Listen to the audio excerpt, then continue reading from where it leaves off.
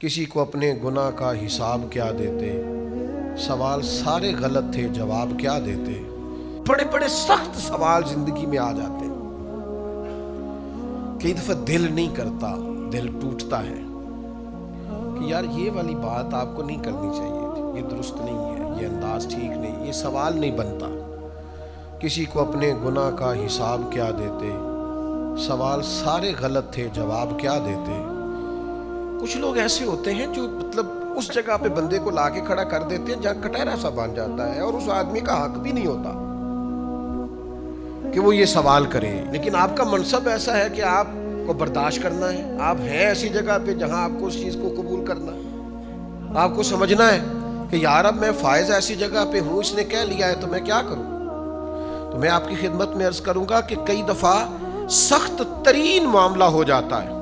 فتح مکہ کے بعد غزوہ حنین ہوا تھا، بہت سارا مال غنیمت آیا، اور نبی پاک صلی اللہ تعالی علیہ وسلم بیٹھ کر مال غنیمت تقسیم کر رہے تھے۔ زویل خویسرا، پھر جس کی نسل سے خارجی پیدا ہوئے۔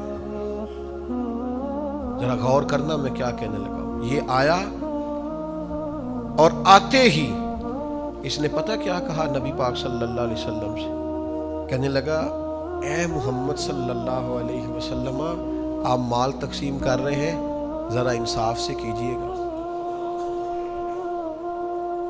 معاذ اللہ ثم معاذ اللہ، نقل کفر نباشت، یعنی حضور کو کہہ دیا، اللہ کے رسول سے کہہ دیا آپ مال تقسیم کر رہے ہیں غنیمت کا، ذرا انصاف سے کیجئے گا۔ اللہ اکبر۔ کوئی نبی پاک علیہ السلام کو کوئی چیز مانے نہیں تھی، اسی وقت حضور فرماتے اس کی گردن اڑا دو، ٹکڑے کر دیتے اسے آبا۔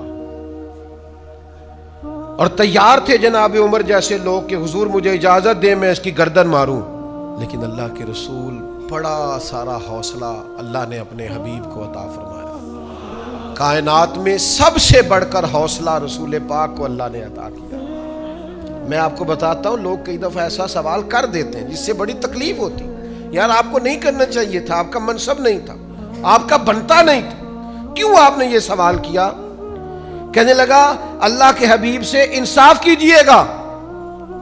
تو رسول پاک صلی اللہ تعالی علیہ وسلم فرمانے لگے تجھ پر مجھے افسوس ہے۔ یہ ذرا انداز دیکھیے جواب دینے کا۔